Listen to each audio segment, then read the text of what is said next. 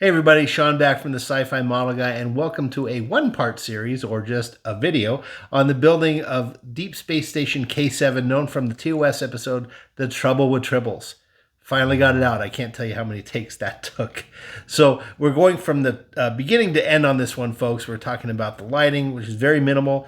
We're talking about the paneling, which took a lot of masking. So I really kind of took a detour on this one. Usually do real heavy lighting. On this one, I was really focusing on the seaming and the presentation and the overall look of the model, especially when it's not lit.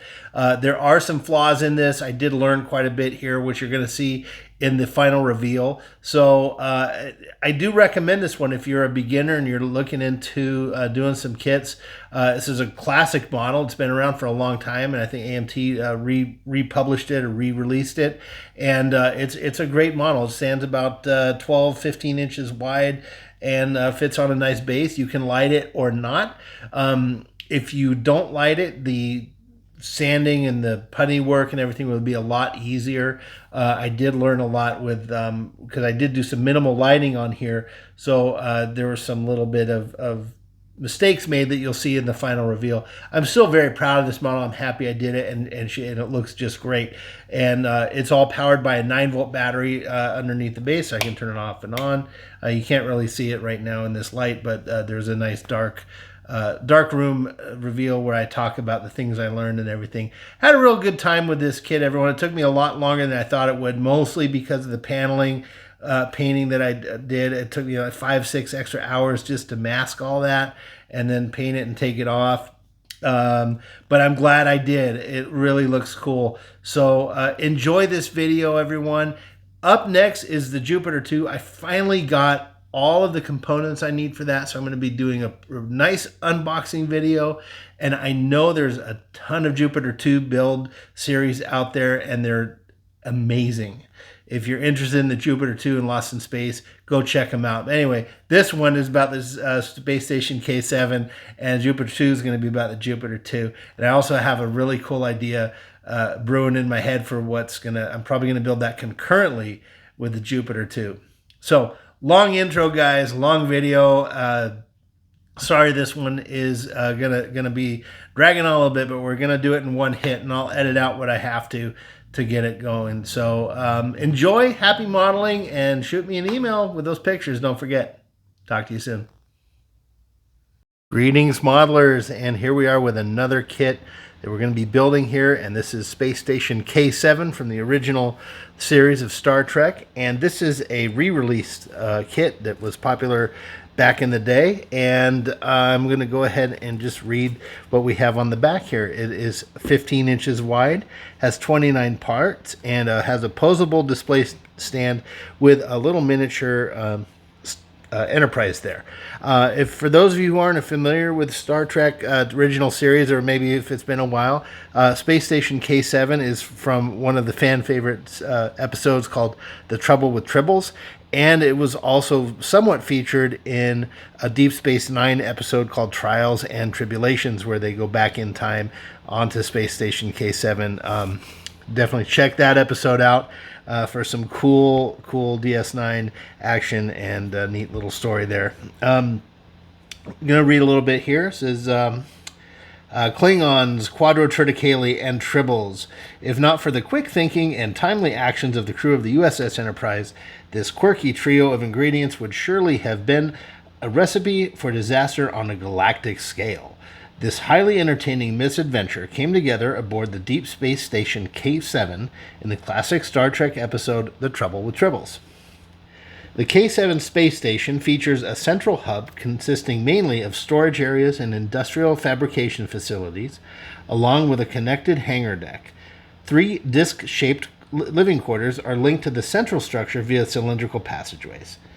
This classic model kit is finally available again after a 30-year absence. Created using the original tooling, the fully assembled K7 measures 15 inches wide and 17 inches high.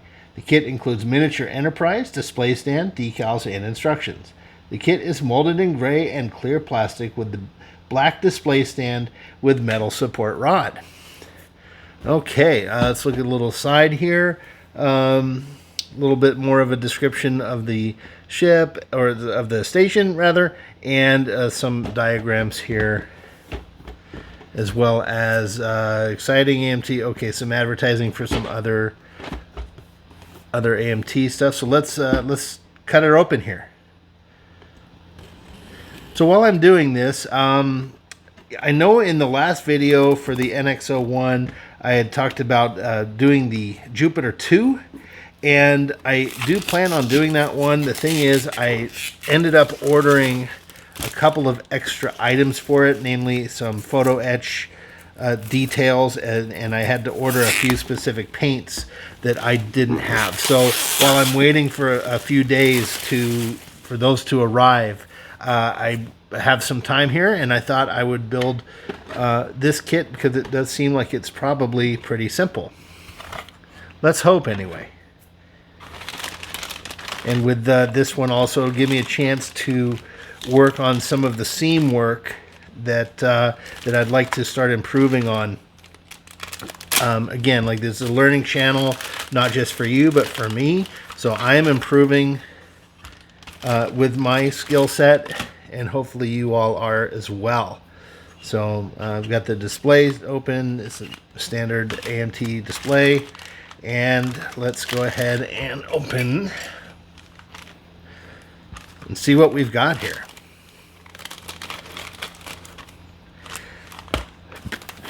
Okay, we've got the kind of cone shaped tips. These, I think these are on the each of the 3 sprockets that come out there, and then the central hub. Kind of goofy looking things, but I like goofy and campy, and this was, let's remember, this was a 60s television show.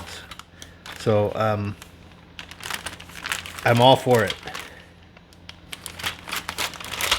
They had to be quite innovative and creative back then, with the limited budgets and time that they had to create unique looking ships and space stations and things like that. So not to knock the work at all, it's just more of a sign of the times how that looked. So all right, looks, we've got our different sprues for the station here. This one looks like it might have, did it fall apart? No, it's just got some different spaces there. Some antenna looking thing. I'm assuming these are gonna go like that. And just if you're wondering, we are gonna light this one a little bit. I'm still debating whether or not to put a navigation board in there for a blinking effect. I probably won't. The nav boards are about $15. So probably not, but I will light it up, and I think I might do this one with a 9-volt battery installation instead of using a power supply. So all right, there's really not much to this, folks. So here's the top and bottom of the main hub, the spries or sprues or bicycle wheels, whatever we're going to call them, the extensions for the living quarters, and then some other top and bottom pieces. And there, and we've got decal sheet. It's too bad that it wasn't facing the other way, so I have to open this. Okay, so there's the K. Oh, that's nice. It does come with the option to make these anywhere from A through J. Obviously, if it's K7, there would be an A7, and so on. United Federation of Planets decal, very minimal. We'll put that away, and we'll go ahead and look at the instructions.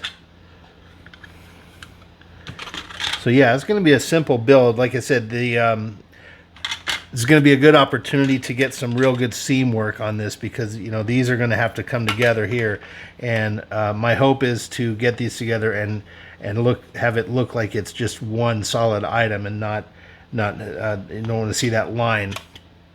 So I'll be doing a lot of sanding and a lot of putty work on this one to somewhat hone the skills, as they say. And it's a nice little kit. And I know the Enterprise NX-01 was one that I talked about being a good beginner kit. This one can as well.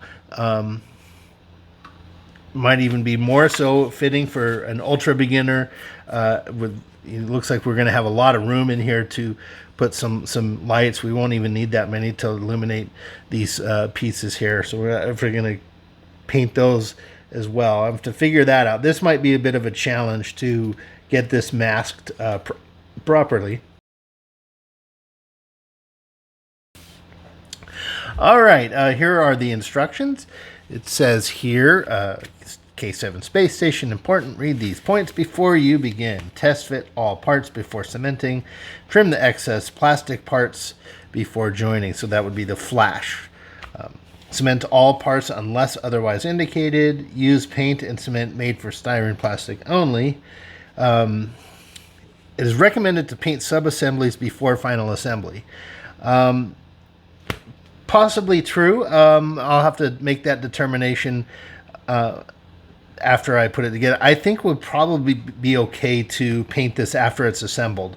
There's not really a lot of hidden corners that I can see, and since we have an airbrush, it will get into those nooks and crannies. Now, this instructions look like they were probably created back in the 60s or 70s, and maybe I'm not sure on this, but maybe the airbrush technology or airbrushes just didn't allow for close-in detailed painting. So I think we're going to go with assembling it and then painting it afterwards. Let's see. Scrape paint away from the surface to be cemented. Of course, yes, we don't want to put glue where there is paint. Assemble the parts in the order shown. Okay. I'm just looking through here. Oh yeah, it does come with a little mini Enterprise, as I talked about, and I'm wondering where that is. You know, it's kind of funny that it escaped my notice. Oh, here they are. Okay. Oh, very cute. There's the saucer section. Okay. Secondary hull and the nacelles here. Oh, that's really cool. It would be almost impossible to light that, I'm sure, but pretty neat. I do remember in the episode that it was very apparent that it was a tiny Enterprise that they had made, and it might have even been this exact kit. One interesting little thing I did learn in the episode Doomsday Machine, where the USS Constellation was being kind of piloted into the robot by Captain Kirk. There's a rear shot of the Enterprise going into the Doomsday Machine, and I'll throw a picture of that up right now. And it does turn out that model, that shot was made using the 650 scale model that AMT had made back then. So that was the 650 Enterprise that we built a couple months back. That model was actually used in there. So it's very possible that this little tiny Enterprise here was used in this episode of Trouble with Tribbles. Okay. Yeah. Let's look here. So there's the little Enterprise. It has its own little stand. Okay, main housing. Put it together with the tower. Extension tower 3. Okay, 3 required. Clear. Lights 3. Pretty simple stuff. So yeah, I'm gonna get to work on this. So this is gonna be a quick build, everyone. It might even be just one video and just a quick job. So yeah, looking forward to this one. I'm gonna go ahead and do the scuffing on here. Again, I'm gonna use the Brillo pad method, and I will show you that. So here are the little Brillo pads that I'm going to use. I use this with the NX01, and it's called a roto scrub. And you just attach this little piece to your drill, and then turn it on, and it will scuff your piece up a little bit. And it worked really well for the NX01, and I'm anxious to see what it does with these bigger, flatter pieces of styrene. The NX01 had a lot of detail, if you recall, so this might have a better effect, and we'll see how it does. I do like what it did. So yeah, I'm going to go ahead and scuff it up and wash it off in the lukewarm water with some dish detergent, and then we will go ahead and prime it. I'll prime this up with Tamiya white primer. And all right, everyone, so I'll be right back with the next section of the video and show everything all scuffed up, and then we'll prime it. All right, I've got the drill loaded up and ready to go. So let's do some scuffing. Got it set on a low speed for now, and I'm just going to hold this down and get it. And I think I'll mute this and put some music over here while I'm doing it, because it was pretty loud last time.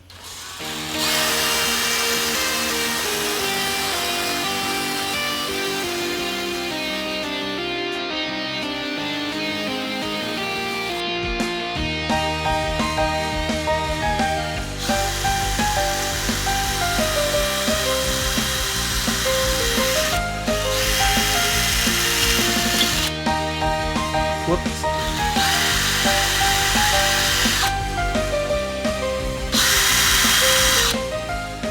So I think what I'm going to do here is, before I proceed, I'm going to cut these off of the sprues, and I'll go ahead and just write the part number on the inside. So number 5. So I'm just going to do that, and I'll be right back, and that will make the scuffing a lot easier. Okay, got everything taken apart, and I'm going to just continue here.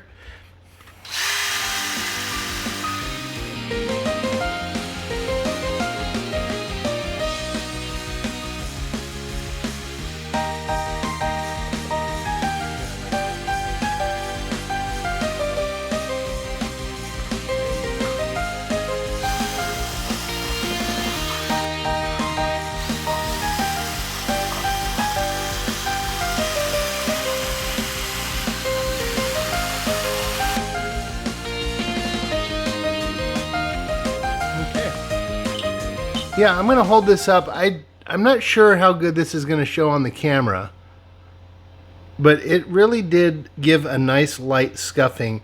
And frankly, I do think I like this better than the steel wool.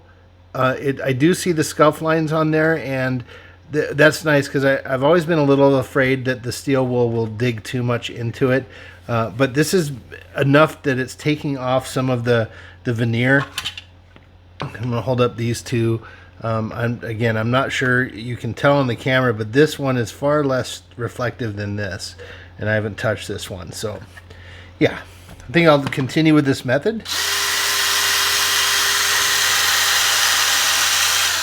And I'll just go ahead and finish this up, and we'll be back in a couple minutes. Okay, the dry fitting is all put together. I've got some tape here holding the individual pieces together, and I've got the little cone thing set up on the top. And when I put this together, it gave me the idea of what I'm going to be doing for the lighting. So for each of these 3 living quarters here on the outside, I'm going to go ahead and put a strip of 3 LED strips in there. And that will be enough to illuminate everything. And then we'll see about the end. So on the edges of these things are little tiny white lights. There probably will be enough light bouncing around in here to get those illuminated as well. If not, I have the 0805 white SMDs. I don't think I'm going to need to do that. And we'll see what's going on. And then we're going to have a similar situation here. We'll just put a simple 3-set LED in there, and that will be enough to illuminate this. We don't need a whole lot on this, and by spray painting white on the inside just in these little areas will be plenty enough to bounce the light around to illuminate these, especially with clear parts like this. We're going to end up having to diffuse them anyway with some white paint on the inside of that. So yeah, that's pretty much how it's going to be. And then we will go ahead, and I think the hardest part of this kit's going to be painting these cones here. There's mostly gold, but it's going to be some individual little colors there. That'll probably be the most challenging and time-consuming part of the build. And that's that. So All right, guys, it's all scuffed up and it's ready to go. I'm going to go ahead and start really getting more of this flash down. There's quite a bit on this, and you know, it is pretty clear that they use the old molds for this, because there is some inconsistencies there. It's nothing we can't fix, however. But we'll just have to take our time and get to this. I want this kit to look as nice as it can, considering we're not going to need to spend too much time on it. That we may as well get what we have accurate. So we'll be back in a moment, everyone, with the next update.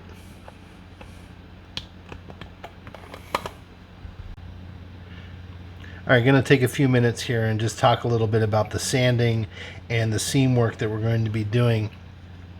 So after test fitting these pieces together and taping them, I did go ahead and label the insides of these with A, B, and C. So this one here that I just opened is the B spire, then there's A and C over here.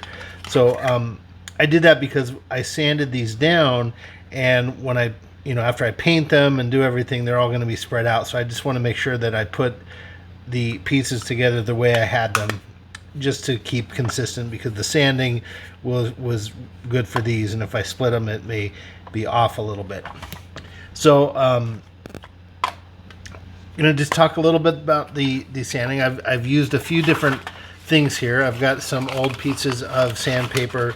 This I think is probably 150 grit, maybe 160, 170.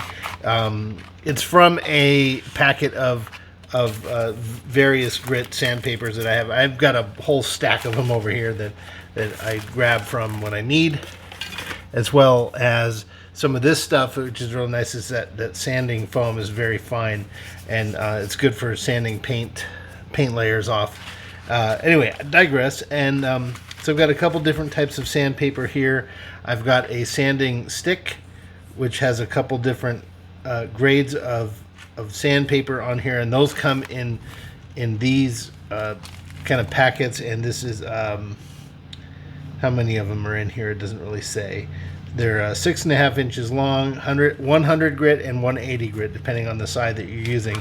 And you just use them kind of like an emery board, like a file. And those are good for getting into 90-degree corners like this. And you just go back and forth. So I spent a good hour or so just sanding these down, squeezing these together, and getting these as even as I could. For the finer bits in there, like for instance in the corners, like right here where there's a curve, or right here, I use these sanding needles, which are here. They're $4.49. This was, I think, from Hobby Lobby, and they're 150 grit. This was $2.99. So they're pretty inexpensive, and they last a really long time. So on the inside here, where this tube meets, and over here in these corners, use that little needle, and you just kind of go back and forth and sand these down that way. And by the way, I have not yet given these pieces their bath, which I decided I'm going to do that after I do all the sanding, so it'll wash away some of that shaved off plastic or polystyrene that I have here. So I've got these pretty nice and flush, and I really took my time and sanded down every joint here. Now this one, no, it's not this one. One of these here doesn't line up very well. You've got these little ridge lines here on the top and bottom, and one of these sets, this is the one, didn't line up very, very nicely. I don't know if you can see here. Hold it up right there. If you see there, this one's a little bit further that way than this one. So I'm going to have to correct that. I think what I'm going to do is just get the Dremel tool, and I do have some sanding discs for that, and I think I'm just going to knock these down. And like some of them are pretty bad, like this one here. This one's far offset, so I'm going to have to sand this little nub down a little bit just to get to get it a little closer. So I will try that with some of the Dremel sanding pieces that I have here. I've got like some of these stone things here, as well as some other various grit sandpaper things that you put on the outside of here. I'll give those a shot and see how they work. But if you don't have a Dremel, that's okay. You can do this with sanding sticks or sandpaper. It just might take a little bit longer. But I'm going to go ahead and use the Dremel because I can be pretty accurate and knock these down relatively quickly. So, yeah. Other than that, and then the sides here, I did with the sandpaper, just kind of going around, this way around the tube, and so that's going to be a lot easier to putty and smooth out after the paint's on, and then we'll sand that down further. So I'm really going to take my time on the painting. Again, it's a very simple kit, so I can spend a lot more time on sanding detail and getting these things really tight and looking good. Okay, everyone, so that's it, and we'll see you in a minute with the next section of this build. Okay, all the pieces are rinsed off. I use a little bit of dishwashing detergent and some lukewarm water, and then rinsed them off real nice and dried them. So I got all of the little sanding bits of the plastic off of the pieces, and now I've gone ahead and put in little pieces of the cotton swabs into the female parts of these pieces, and that I did to prevent any primer or paint getting into there, so that will ensure a better fit when we put these together. And I will also, after the priming is done and light blocking, I will go ahead and scrape off any paint from these male tabs here on these pieces. So the other thing I did was, because I had labeled these on the inside, I went ahead and just put pieces of tape on the outside to indicate what they were. And that is to make sure that we keep all the pieces that I sanded in together with the sanding to be consistent. It probably wouldn't matter so much, but just to be on the safe side, I'm going to go and do that. So I'm going to take these over to the sanding station. I just have to put the numbers on these little pieces of tape here. I forgot to put the number, but I'm going to take them over. We're going to light block the insides of these, and then when those are dry, I'm going to put the white on the inside of these little saucer areas. I'm not going to put white on the tubes. I will light block them, but I'm not going to put the white there because I don't want light bouncing around. And then after that, we'll go ahead and wire these up. I'll have to drill a few holes here and there, specifically here to light the cones, and then we'll move on. So we'll see you in a few minutes. All right, so let's talk a little bit about the lighting scheme. I've decided on the method of attack, and it's going to be pretty simple, everybody. So I've got one of the 3 spires here that come out from the main part of the space station. They all get attached to this little guy here. And I've decided on just going with a little section of 3 LED strip lights for each of the spires. For the middle section, which is right here, I'm going to thread a 0805 SMD white light just kind of up in here into the middle to illuminate that cone. The 3 light LEDs are going to be plenty. I've already turned on the light and done a test, and they will light up these little cones that go up here just fine. Let me grab one over here. I don't have it wired up right now. I will show that once this wiring is done and we get it going. So this little cone guy here is just going to lay on top of that, and the light coming through from one of these LED strips is plenty to illuminate it to the level that I want. I have also gone ahead and drilled a small hole on the ends of each of the top part of the spire, and there are 3 clear LED, well, not LEDs, I'm sorry. There are 3 clear items here, which are the lights for there. I'd have to go look at the footage. I think they're white, but if they're colored, I'll just go ahead and paint them.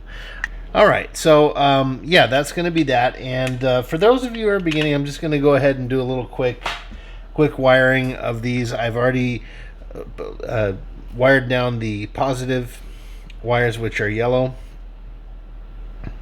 So I'm just going to go ahead and do the negatives, which I've taped down. And you know, I haven't really done much of this on camera because I'm not particularly good at it. Let's see here. But usually, if I get into a good groove, it's pretty easy.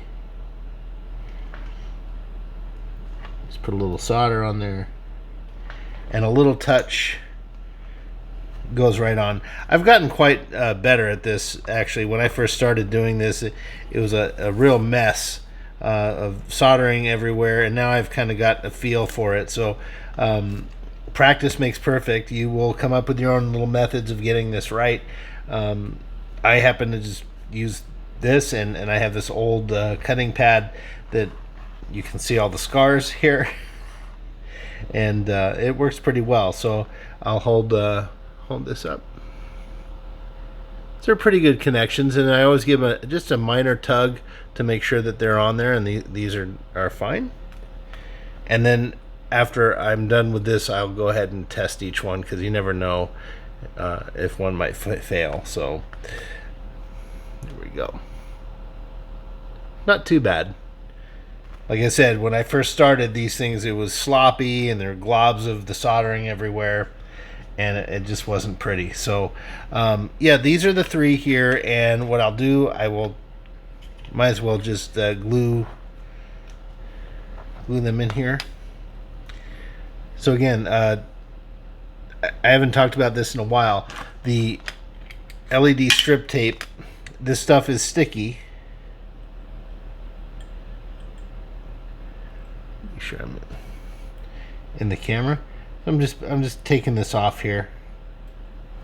I don't have much in the way of nails, but there we go.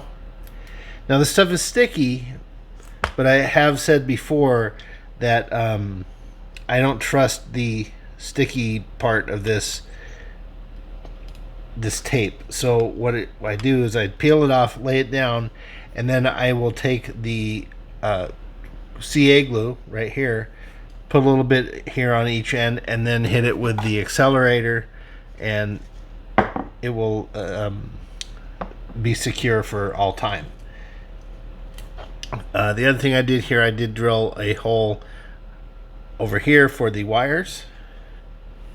So anyway, yeah, that's it. I'm going to go ahead and wire up the other two here, and then I have the 0805 SMD white here. I'm just going to thread one of them through the top right here, and then I will wire that up through.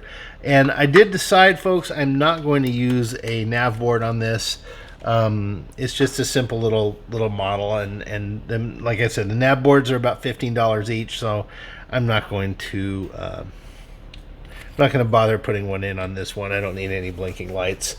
So yeah, okay, we'll see you on the next section, which will probably be everything wired together, and we'll do a test. See you soon. All right, the lighting in all three spires is completed, and I just wanted to give you a quick show of what the interior is going to look like before I glue these things up. So all of the lighting on the spires is going to be accomplished from just 3 lights of this LED strip.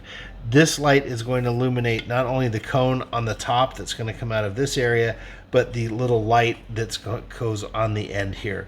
I did do a test, and it worked out just fine. I don't have it lit up right now, but we'll show you that soon. So I did put a little bit of CA glue on either side here on all 3 spires, and hit it with the accelerator, so that's locked down pretty good. And then right here, I just put a piece of tape, the frog tape, to hold the wire down, and then I fed the wire through this little hole here that I drilled through the end of the spire. So this tape, it may come off in years to come, no problem. I only need that to hold it down while I glue these two pieces together. So it's kind of one of the nice things about the simplicity of this model. I'm going to be able to glue all three of these together and then get them all primered and painted even, and then at the end glue the cone on top. So it's a very simple model, and because of that, I'm going to spend some extra time getting better at doing the seam work on here, because I obviously don't want this line showing here. I want it to look like a nice complete tube that is just one piece.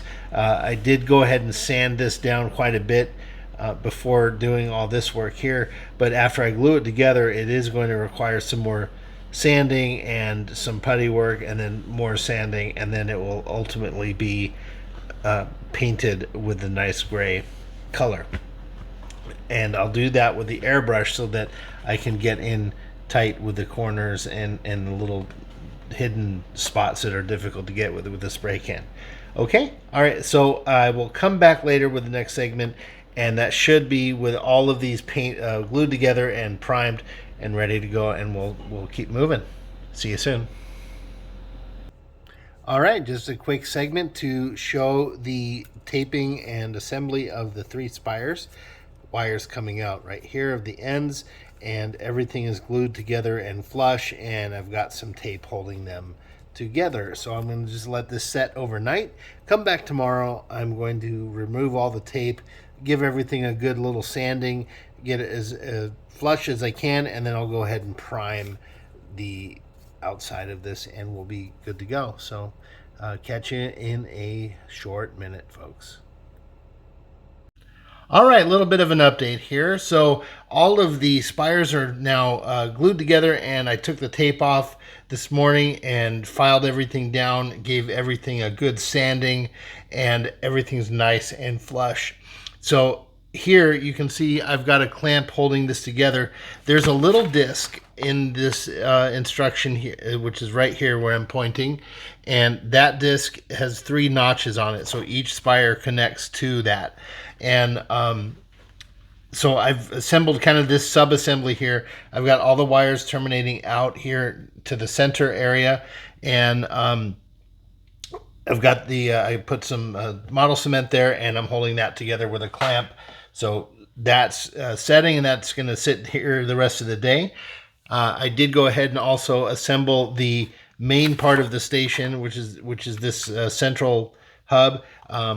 I have an 0805 SMD in there right now, and here the wire's kind of hanging out right here, and it's coming out here, and I've just taped it down and covered it there. So that tape will keep it secure from falling back in, and then it will also prevent it from being painted when I get it done. So this is also glued together, and I've got tape holding that down. So when this dries here, I'm going to give this a really good sanding like I did to the spires, and we'll get that nice and flush as well. And the other thing I did is this docking, the assembled docking port, which is right here. And you just, again, it's like 4 or 5 steps on this thing, so it's pretty easy.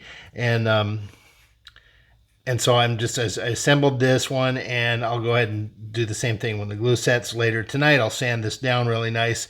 And then tonight, when I get off of the second job, I will go ahead and prime everything and get that going. So one thing I do want to point out is I think I have decided to do a little bit of kind of panel work painting on this. And I'll see if I can remember. I'll throw a picture of it up on the screen here. And what this is just kind of like with the remastered versions of the original Star Trek, they went ahead and revamped the special effects and added just a little bit of detail. So the original show, the Deep Space Station K7, the station was just one solid piece of plastic, the color.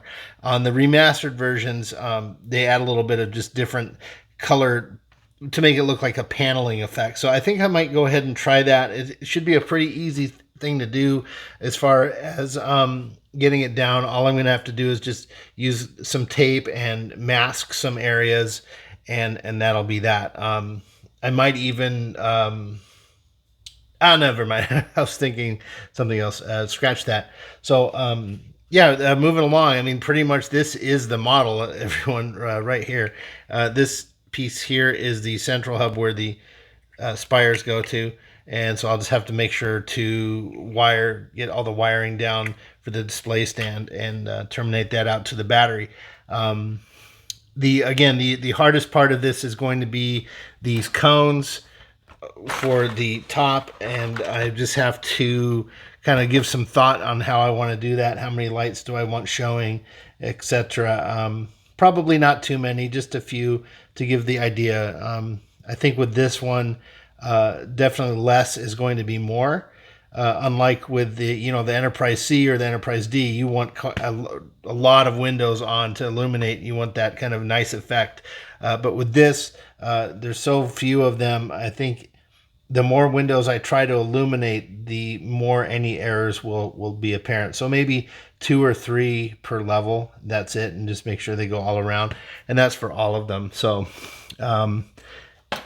that is that right now. But this kit's going pretty quickly. So we will see you on the next segment, everybody. Talk soon.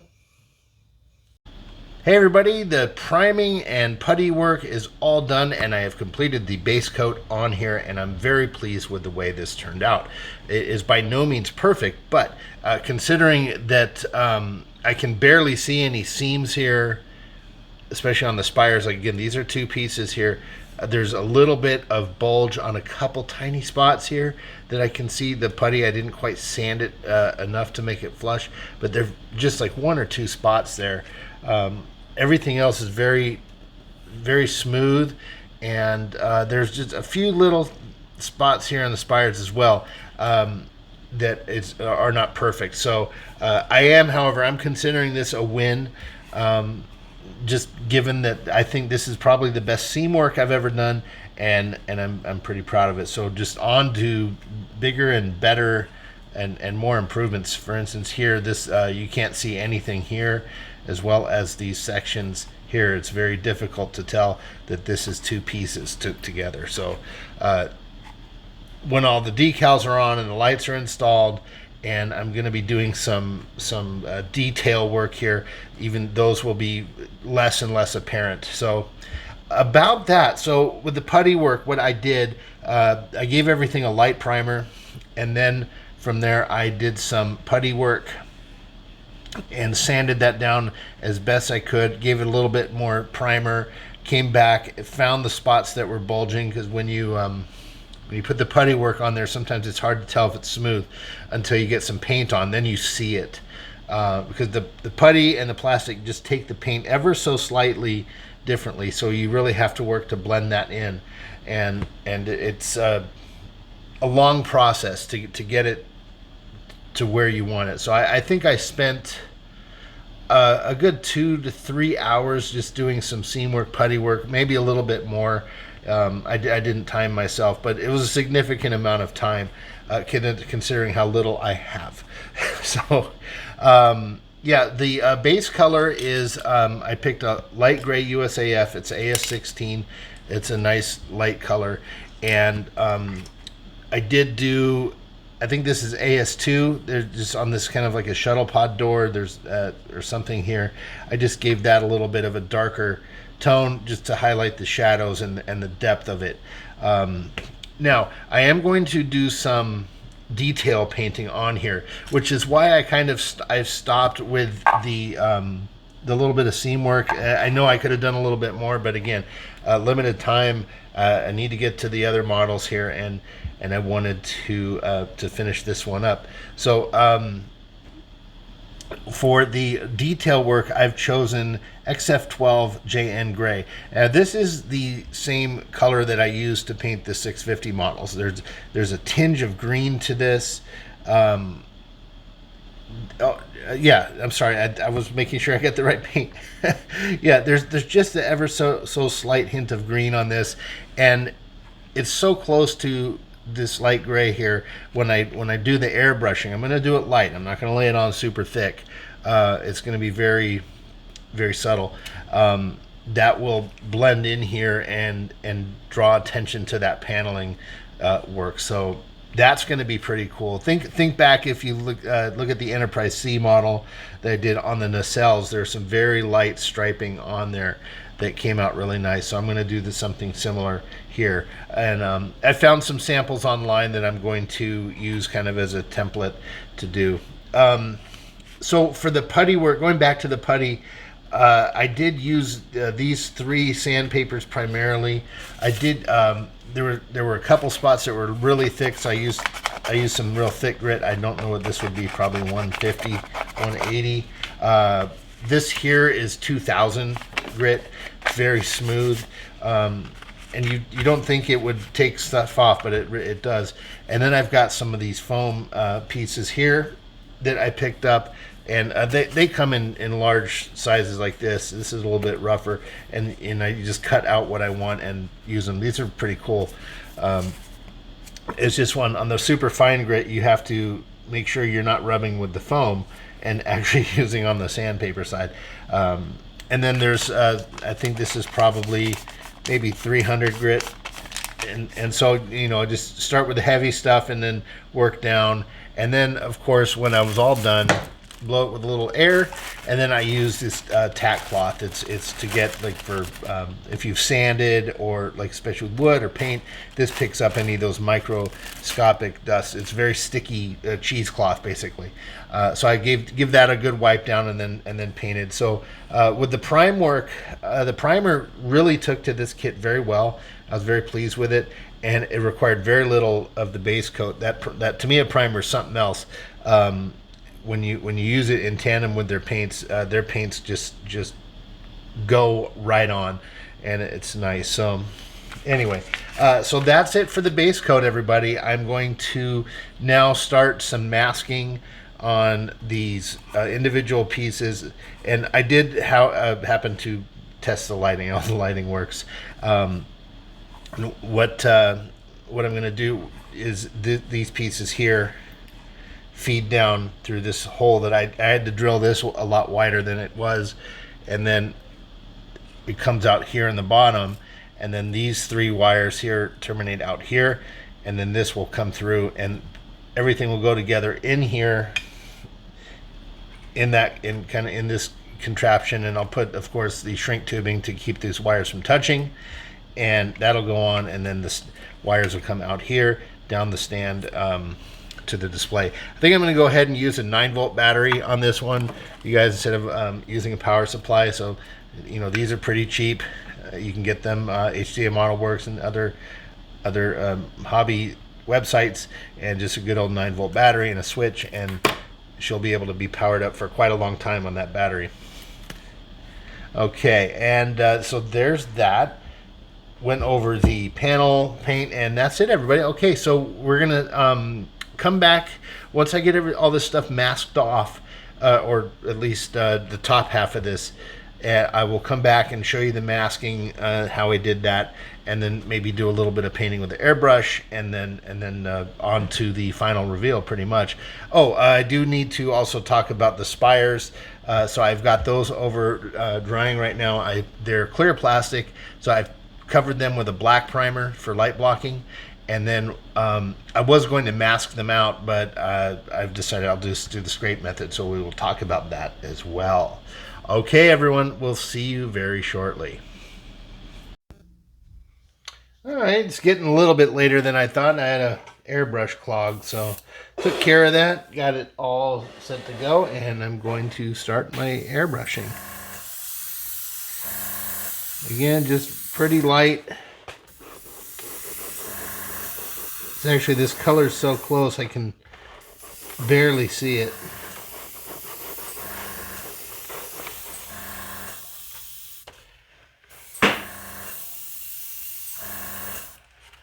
So on this, to kind of judge what I'm doing, I'm looking at the tape. So it's kind of hard to tell what I've gotten onto the model.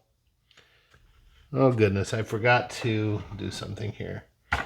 I forgot to push down this tape. So I probably got a little bit in there. and it's kind of popping up. That's okay. I'll what I'm going to end up doing then is just going directly straight at this stuff instead of from the sides, and that should be, it should be okay, at least I hope. All right, make sure I can see. Yeah, move the piece here so you can see a little.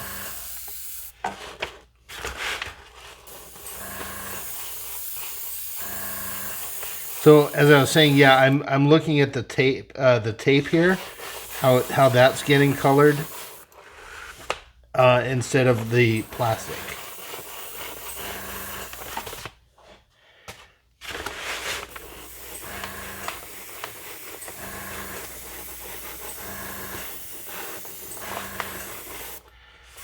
So this is going to be kind of tricky because, as I said, I don't want to put this stuff on too heavily.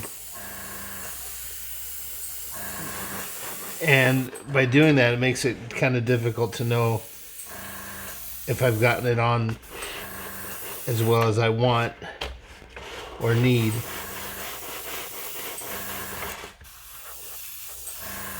That rubbing sound you hear is the hose of the airbrush rubbing on this paper here. I have it kind of hanging down. I didn't cut it to the size of my desk or anything.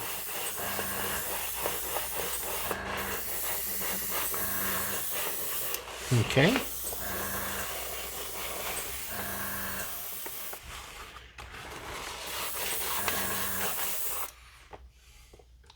Now I think that should be okay. I'm looking at the tape again, seeing any that I might have missed. All right, now what I'll do is get the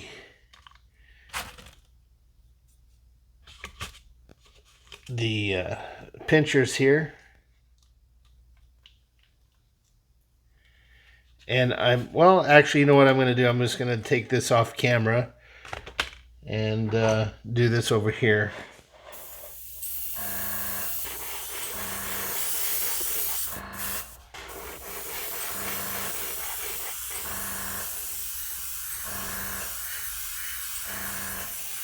This one's a lot easier. Got a little bit of a spray there. Or splatter, rather.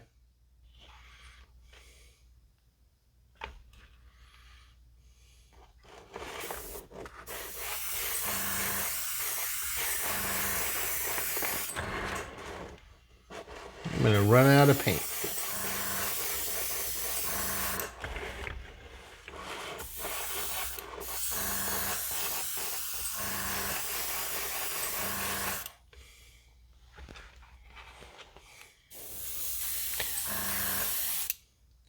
Just barely ran out of paint there. Just kind of a bummer.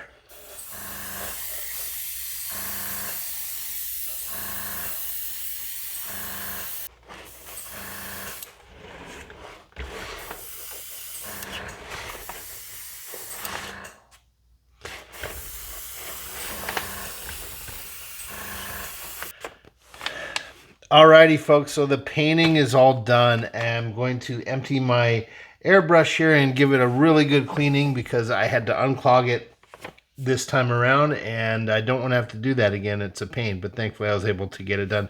All right, next section will be unmasking this and taking a look at what we've done. Be right back. Hey everybody, back here, and wouldn't you know it, I went ahead and deleted an entire section where I talked about the putty work that I had done. So I'm going to quickly talk about that before moving on. So I do apologize that I missed quite a bit of footage and pictures and stuff like that. So the station, as you're looking at it now, is pretty much fully painted, and I had some footage of the primed space station, as well as some of the putty work I'd done, so that's gone.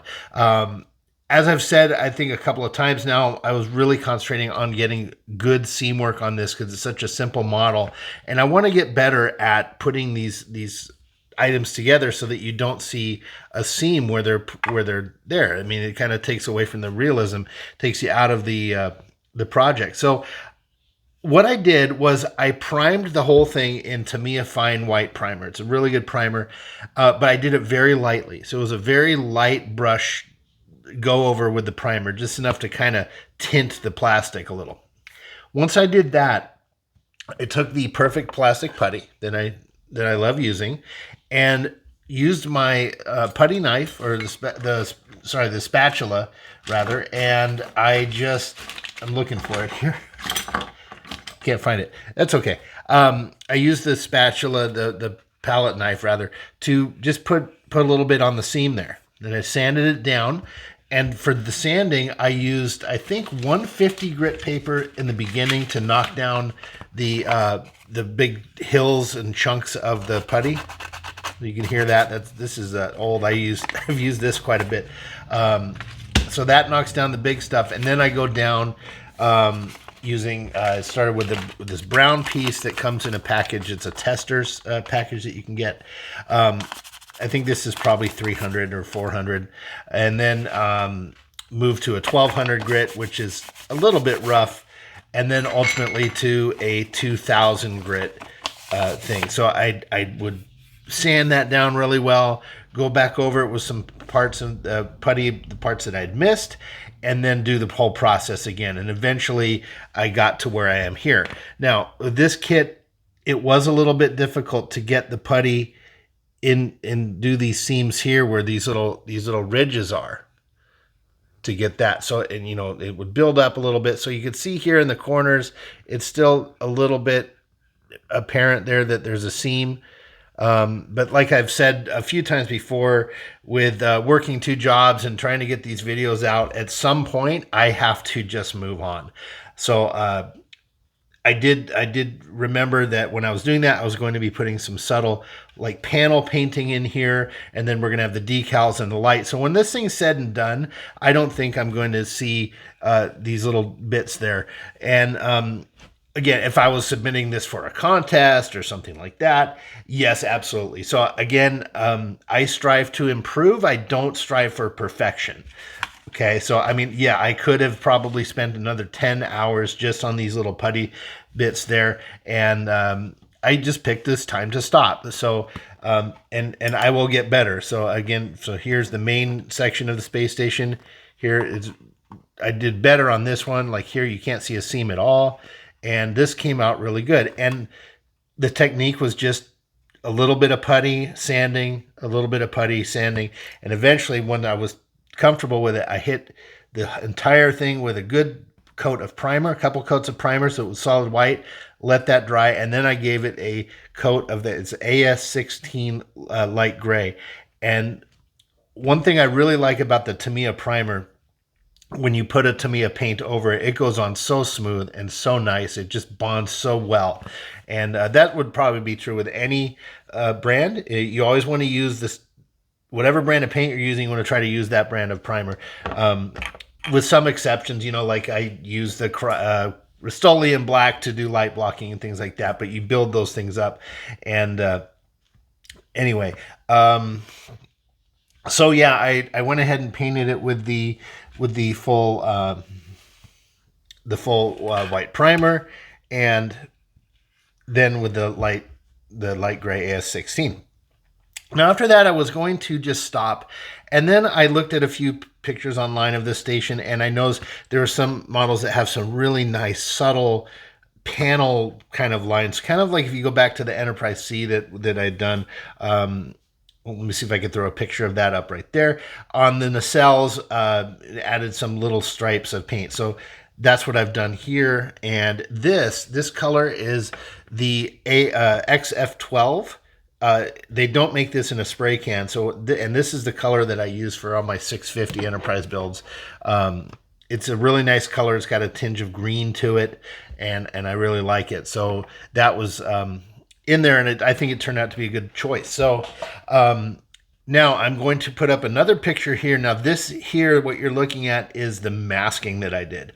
This masking was on the top and bottom of of this whole station on all the pieces. And I got to tell you, it took probably 4 hours, 5 hours to do all of that. It was painstaking, and I wanted to stop, but I had to keep trudging on. And I'm really glad that I did. Masking is, for me anyway, one of the low parts of this hobby. I don't like doing it, but on the other hand, the payoff is much better than the pain. So, you know, if the annoyance factor is an 8, doing the masking, the satisfaction I get from taking the masking off and seeing what kind of a result we had is a 12. So that's what I'm just saying. You got to just keep trudging on and do it, and you will be rewarded. So about 5 hours to do this masking job, and you can see that I had put it on all over the place. I need to move on. Okay, so I'm going to bring the model up here. Now you can see here are those little subtle stripes that I put, if I can get this thing to focus. There you go. And then over here, kind of these pie-shaped things. So I'm going for a subtle approach. And the thing about these are nice. I really like the color. It's very quietly contrasting. But these edges are a little sharp for my taste. So what I've done, I tested on the underside of this, I took this sand foam. I don't know what grit this is, but it's extremely smooth. And all I'm doing here, I found a relatively clean piece of it, and I'm just going through and I'm sanding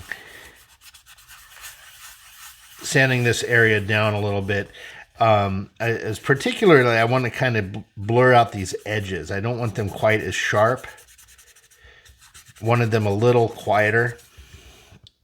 So there I did it, and it does, to the naked eye, I can see the difference here. And I'm going to go ahead and do this there. Just a little sanding to dull it down a little bit. And the sanding, actually, I think it's spreading some of the paint around a little bit, and, you know, discoloring the plastic somewhat. But yeah, just very lightly. Kind of like, I guess, if you see Bob Ross, if you ever watched him, you know, he just takes that brush and he says, like, blend it with 2 hairs and some air, he says. So that's kind of the philosophy I'm doing here. Just lightly sanding. And it does seem to be having an effect. It's just dulling down that sharp edge just ever so slightly. So here's a part where I put it on. Oh, and the airbrushing that I had done on here, I did purposely kind of make it light. I didn't lay it on thick at all. I wanted almost a transparent look to it. You know, I don't want the focus to be on these little bands here. I want them to be kind of unnoticed, and, you know, I don't want them to call attention to it really. And so I figured just light, subtle was the way to go for that. And again, I'm just going through and just lightly sanding. And if there's some areas that are a little heavier, I'm pushing just a little bit harder. Just want to just kind of tone this down a little bit, and it is having an effect. I do see it. Hoping you can see it on the screen here as well. So yeah, just light sanding. All right, everybody, that's it for now. My next step is going to be just scraping out the windows that I have over on the other side of the shop here, and gluing those to the top of these spires here, and then we'll be able to apply the decals, apply a clear coat, and then do the decals, and then we'll be good to go, and we'll call this one done. Almost finished, everybody. See you soon.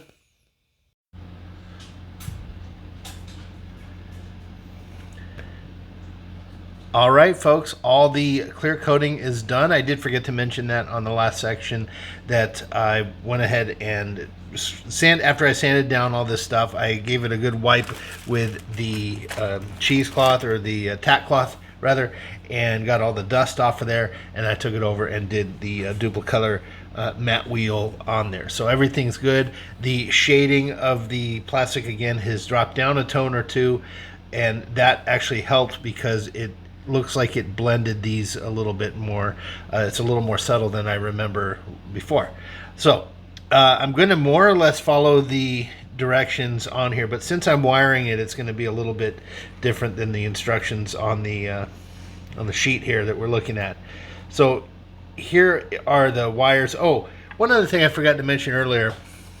When I drilled the hole, see, I put these 2 pieces of sprue here, and that's just basically to hold the light in place, and so it won't sink back down into that hole.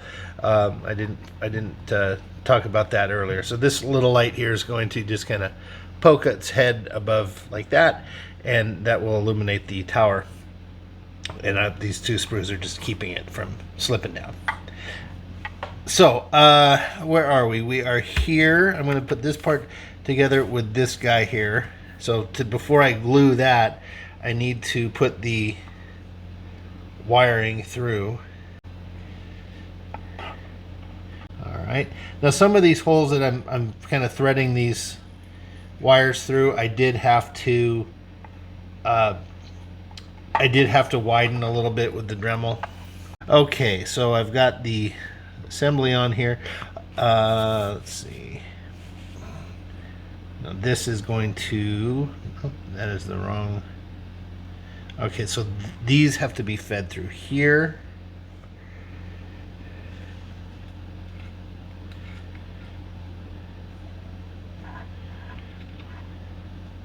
Okay, so I can already see that this is a little too short to get it just right. So what I'm going to do, I'm going to pause the video. I'm going to break out the soldering gun and just to make a little extension of this wire and to come out here. So I'll be right back. All right, got my little extension on there and with plenty to spare, and going to continue now with putting this this here thing on. So I'm gonna feed the wire through.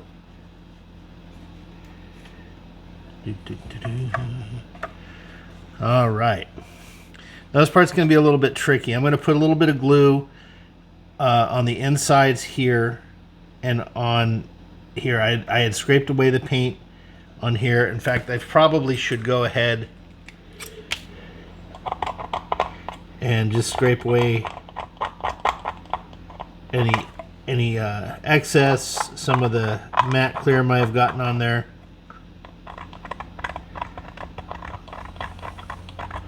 All right. So what I'm going to do, I'm going to lay the glue on here on these little curves.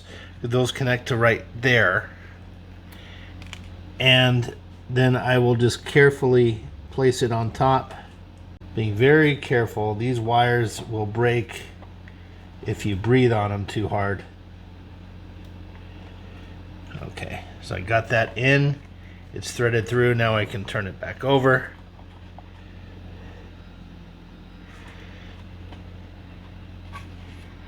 And push it. Okay. So far so good. I've got everything coming down. Okay, I think what I'm going to do here is put a little bit more glue there, and then I'm just going to hold this together with my fingers for a minute or two just to get the glue to kind of set, and hopefully it'll be all right. So I'll be right back.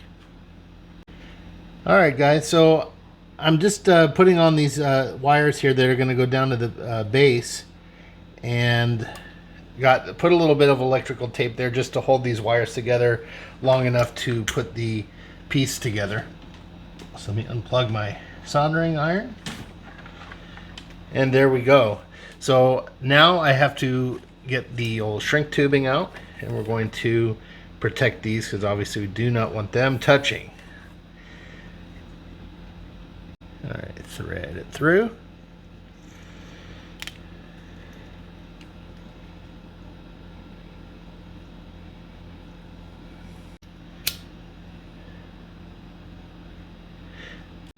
Let me twist these together for a moment. And as soon as I get this thing on, there we go. There we go. Nice and snug. Okay, before I glue that though, why don't we give it a test here? All right. 3, 2, 1, and on. I see some. Yeah, there we go. I'll zoom out here. So yeah, very simple, very simple. We've got a 0805 SMD here on the top, and then there are lights. There's the strips in here. I do think I'm going to have to widen these a little bit. We'll see. I won't unless I absolutely have to. But it is coming out. I mean, if I get it into the lens just right, yeah, you can kind of see that poking through. And then this little guy here will go underneath, and that will be that. So good, successful test, everyone. And I'm going to cut this section now. And the next time I'm back, this will all be completed. We'll have the final reveal and final words on it. I'll have the decals on and the dome things scraped out and stuff. It's very simple. I'll explain that when we get to it. Okay, see you soon. All right, everybody. So I'm at the point now where I'm scraping out the windows, and I've discovered a couple of things here. So originally I was going to be doing the scrape out method using the dental pick here and scraping out the windows a little bit. And if you can see here, they're like little squares or little rectangles kind of, and it was proving almost impossible to keep the scraping within the confines of these little straight lines there. So I mean, I was able to do a few of them, but with either the scraping of with the dental pick or the Dremel tool, it just wasn't coming out very good. So I've done a couple of things, experimented, and the big tower I have over there, I repainted it, and there are some mistakes on it, so I'll be addressing that at the end of the video. But so I've got a couple things I've tried to do here. So I've settled on the following. So right here I've got my pin vise, and I started doing it. So if you have a pin vise and you don't have a Dremel tool, you can do this. So I'm going to take the Dremel tool here, and I'll just zoom in. Let me bring the camera down here so I can kind of see what I'm doing. All right, steady now. There we go. Okay, so if I just pick a random spot and I put the pin vise there, and I'll just go back and forth a little bit. Now I'm not drilling through. Okay. And there's this little round bit there, and keep in mind it may not be perfect because I'm trying to look into the camera here. So when my hands are steady, so there we go. Put the light in there, and there's a nice little round window. So the Dremel tool does take enough paint away, and I'm happy with this because it's round, and that reminds me of a window. So there's a little bit, 2 pieces there where just my slip flicked off the paint. So I'm going to, well, you know what, I can't even see it. The camera's really picking it up, but I can't see it in person. So anyway, so let me zoom it up here, move the camera a little, and I'll just kind of show you with the Dremel, but the pin vise backed away so that you can kind of see it. So I'm just finding a random window, pushing it against there, and just wiggling it back and forth. I'm not drilling through. Blow it off, and then there's our window. So I'm gonna go with that. again, it was just impossible to get these things straight, and since it's a clear piece anyway, just scraping the way with a round tool helps. So now I'm going to do it with the Dremel tool. Put it on low speed, and this works too. Make sure you can see it.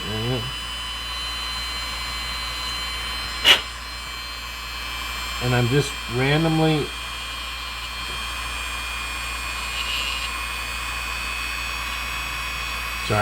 I'm randomly choosing some spots just to touch the drill to it.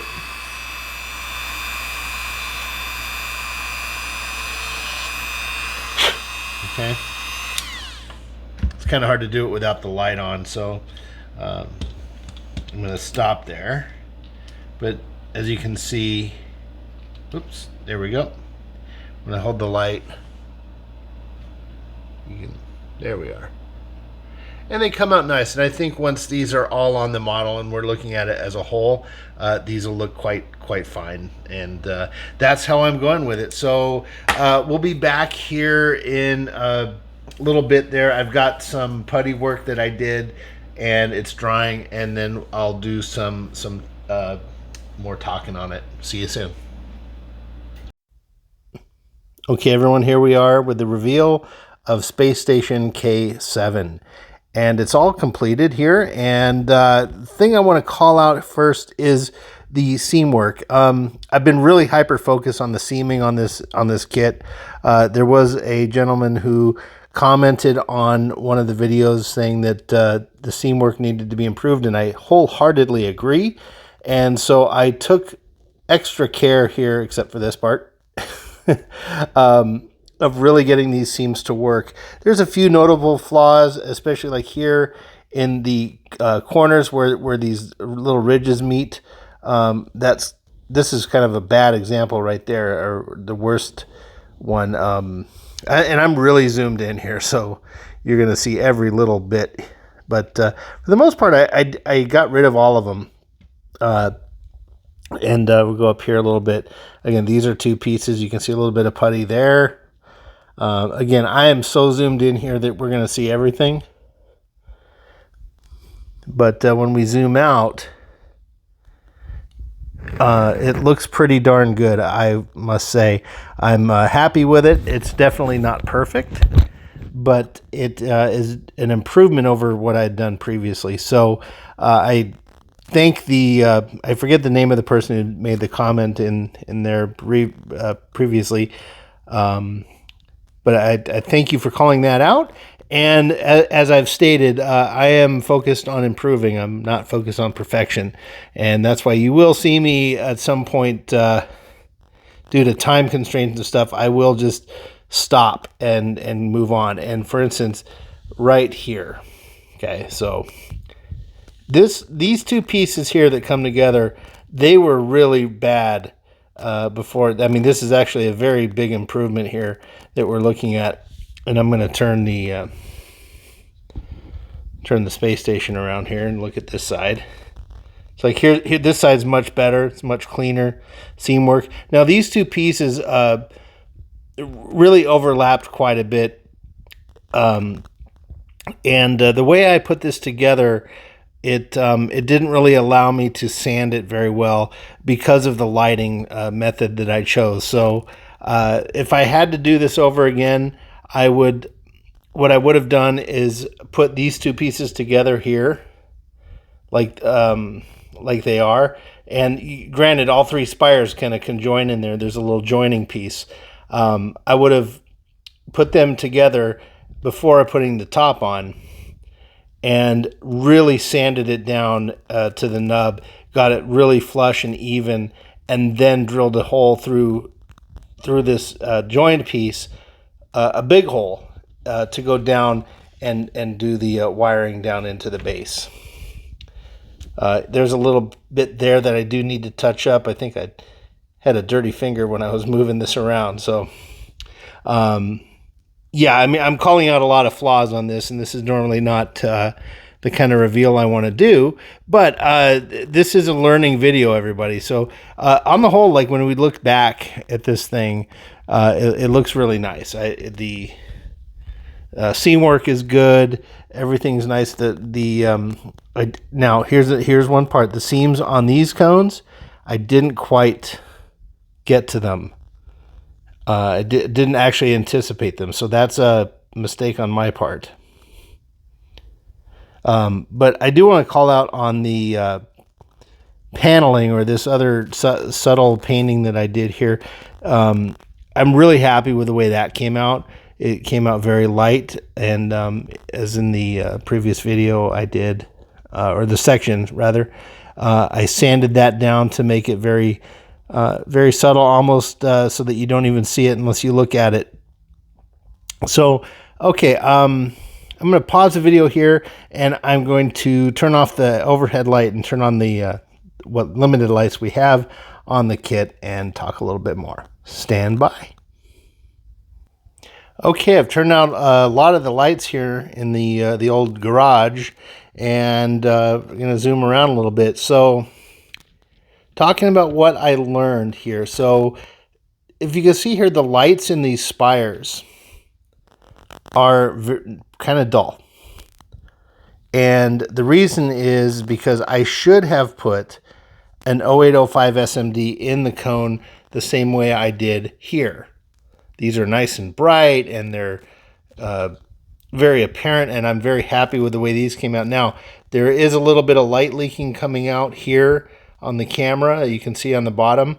When I'm looking at the naked eye, it's not so prevalent, but I do kind of see them. So I could have done a little bit better job blocking that.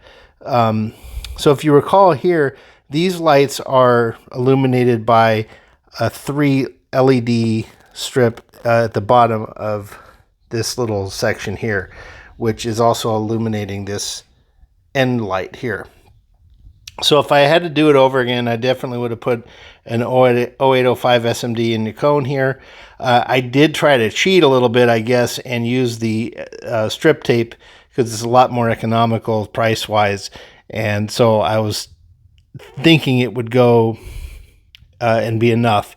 Now, the other little mistake I made was I had mentioned in a previous section that I was going to put the cones on and look at it, and if I had to drill the hole wider to allow more light through, I was going to do that. Well, silly me, I glued these things on today, and I forgot to check for that to see if the light was good. I was just in such a hurry that I forgot. So that is something I've learned. Always just be patient, and that. So yeah, learned a couple of things here.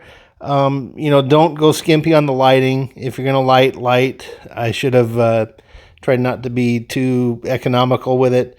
And then the other thing was this section down here, which is too dark right now. I wasn't too thrilled with the way that came out. But I do like the kit. It's pretty. It's nice. I hope you liked it. I'm really happy. Let's talk about good stuff. I'm happy with the painting that I did there. You guys saw all the mask work that I did, and I think I lost that video. So, yeah, I'm super happy with that. Now, this top cone part came out really nice. Oh, here's something I would have done different. If I were to do this kit again, I would definitely get some hollow copper tubing and a little this ball here, cut it off and drill a hole, and I would put an 0805 SMD up there in that top because I think it would look cool lit up there. And then on the pictures I've seen, the top of these spires have a light as well, so I would have probably drilled a hole through there and put some solar res to allow the light come through from the 0805 SMD that would have been in the cone.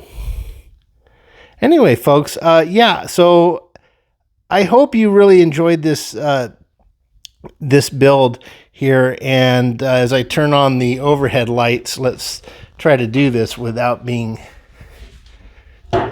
too messy. There we go. Yeah, hoping you all like this. it's a long video, I'm sure, because I'm doing this in one shot. This thing took me a lot longer than I thought. And again, because I really wanted to do a better job on the seam work, and then I decided to do the little paneling coloration, which I'm glad I did. But boy, did that take a long time to mask. Top and bottom of these, I haven't even shown the bottom, but it's essentially the same stuff. But wow, it took probably 5-6 hours to mask everything, and that was a long time. I could have really banged this out a lot quicker, but yeah. Overall, happiness with this, I would say I am 7 out of 10 happy. I would have I made a couple silly mistakes, not checking the light here, trying to be economical with the LED strip tape instead of 0805, and not figuring this part out here to get it flush and nice. So, alrighty, folks. I hope you've liked this video. This one was fun. I'm glad to add this to my collection, and I'm going to turn the camera around here. And she's going right up there. And I did film kind of a little studio tour. I just put these up last week, so it's out of focus. I don't know why. But yeah, those will all light up, so you're going to see that. Probably already saw that in the intro. But yeah, okay, guys. So not babbling on anymore. And thank you very much for watching. If you've lasted this long, happy modeling, and we'll see you on the next video, which will be the first one for the Jupiter 2. Really looking forward to that one, folks. Talk to you soon.